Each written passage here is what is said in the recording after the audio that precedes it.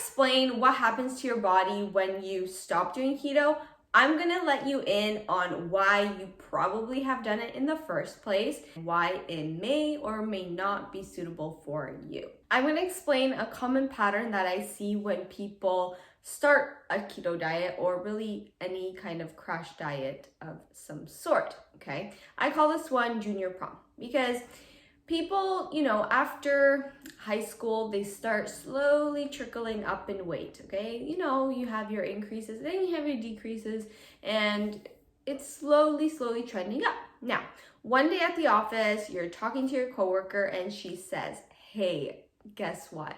I dropped 10 pounds doing the keto diet. And you are intrigued, okay? You ask her, well, what is it? She says, you just have to not eat carbs and you're gonna drop to 10 pounds. And you are thrilled. So what do?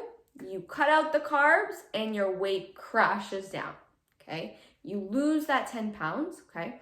Then maybe you're at a plateau, okay? You're at this plateau, and plateaus aren't a bad thing. They are just your body adjusting to the changes, okay?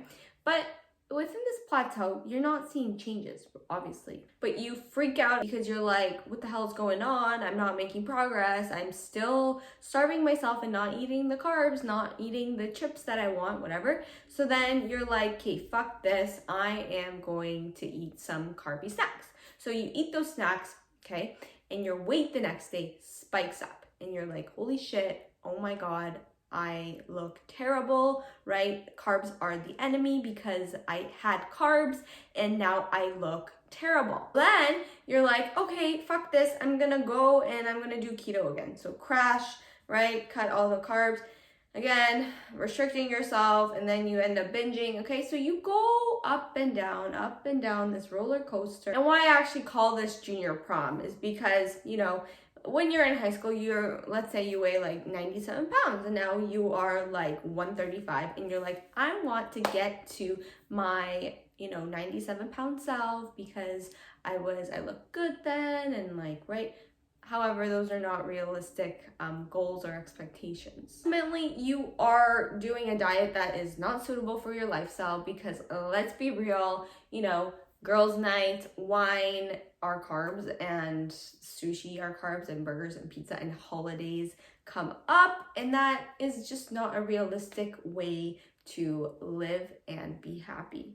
On the ketogenic diet, the whole point is for your body to get into ketosis, okay? This is done by drastically cutting your carbs. It is you even have to meticulously count the carbohydrates from lettuce, spinach, cucumbers, asparagus, fruits, of course, and never mind like potatoes or rice. And to actually get into ketosis, you have to, depending on your size, have to be eating less than 100 grams of carbohydrates. When people use the scale as their sole metric, they see that scale weight drop. Why? Because when you drastically cut your carbs, you will drastically lose water weight because you are losing glycogen, okay? When carbs are absorbed into your body, they take about 3 to 4 grams of water with it. So when you cut out the carbs,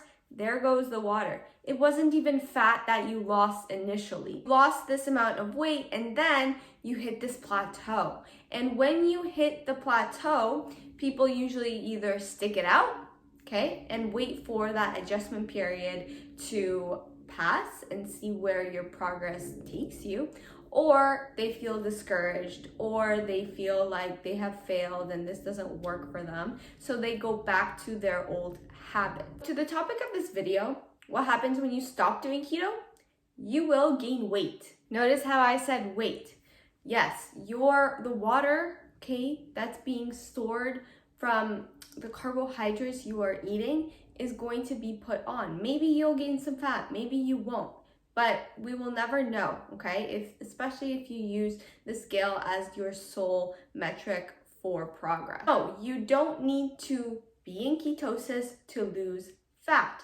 Now, the next question is, do you have to be in ketosis to optimize your fat loss? The answer to that is no. The only thing you need in order to lose fat is a calorie deficit. It does not matter how you get your carbs or how you get your fat protein.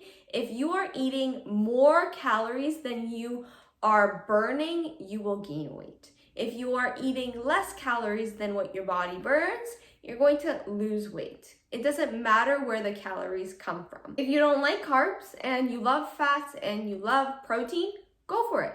If it puts you in a calorie deficit, you're happy, you're thriving, then yeah, do keto.